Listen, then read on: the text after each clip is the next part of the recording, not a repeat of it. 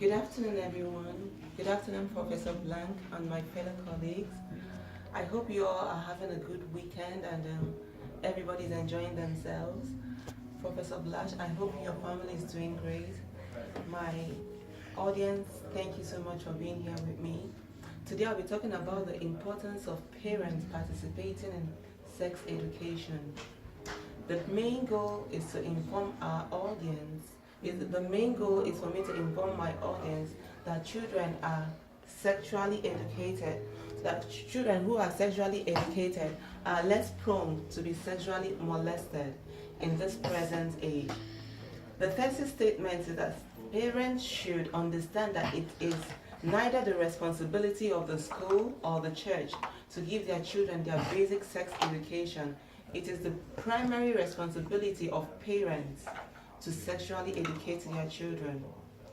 I remember for my introduction, I remember speaking with one of my colleagues, and she was like, her daughter said her granddaughter was in the school bus. Her granddaughter is 5 years old, and a 10-year-old boy was trying to molest her in the school bus, and the girl screamed and said, "My mommy said nobody should touch my private part." And I'm like, oh, you did a good job for you to train her, because if you did not train her, the boy would have taken an advantage of her and her innocence would be robbed. In this present time, we face a lot of challenges. There are a lot of things going on that we did not have when we were growing up. But children of these days have it, so parents should be on guard right now. The Macmillan Dictionary defines sex education as information about sex and sexual relationships that adults teach young people, especially in school. From this definition, we can understand that especially in the school does not exclude the parents, because when you tell some parents sex education, they say, oh, my children are being taught in school, forgetting that they as parents have the role to play. It is their primary responsibility. So I kind of highlight the section which says especially in schools, for you to know that even if there is an especially in schools section there, you have a role as a child's parent to educate your children. Okay, that's another thing. So we all find that different parents have different ways of teaching their children sex education. I remember when I got into puberty, my mom said, don't let a guy cross your leg. That is the way an ideal African mother teaches you sex education, because she's so shy for her to present the case to you. This is what happens and this is what happens. I was so scared that whenever I sat down, I always kept my legs closed, because I didn't want any guy to cross my leg, because the education then was that if the guy crosses your leg, you become pregnant. But I didn't understand it. It was when I started relating with my classmates and my friend that I understood what it took for you to get pregnant. So parents should also learn that sex education, we should be open, we should be open about it and discuss it with our children, because you can imagine me being a child and somebody telling me that tomorrow if I had met a boy and he wanted to do something, definitely I might get pregnant because my legs are closed. The boy didn't jump over my leg, you understand?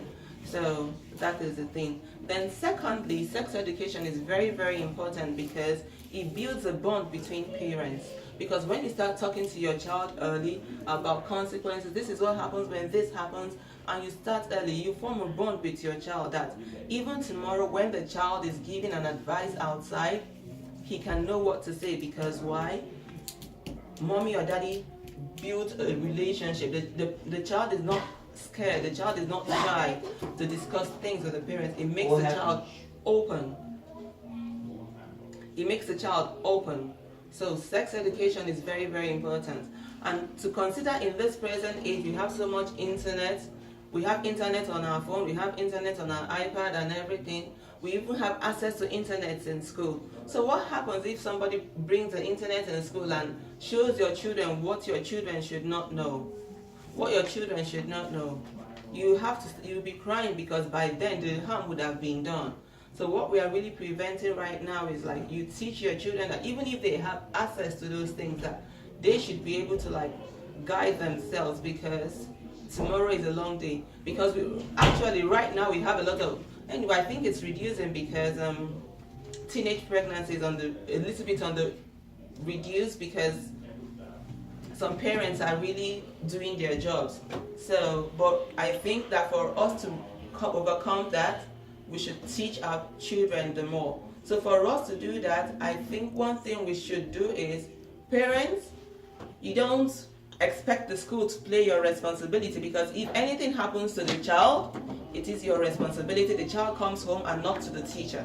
The child comes home, so the child is left with you. So parents, let's stand up from our beds. Let's rise from our beds. Let's turn off our TVs. Let's turn off our children's games.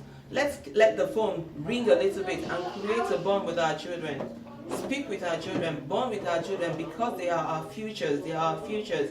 So we should all do that to know that tomorrow, we have a better, we know that our children have a better tomorrow because we taught them the basic thing, and we should also learn to pray that God will make our children understand, so that even when they are at that tight condition, that everything we put to them, they will be able to manifest it.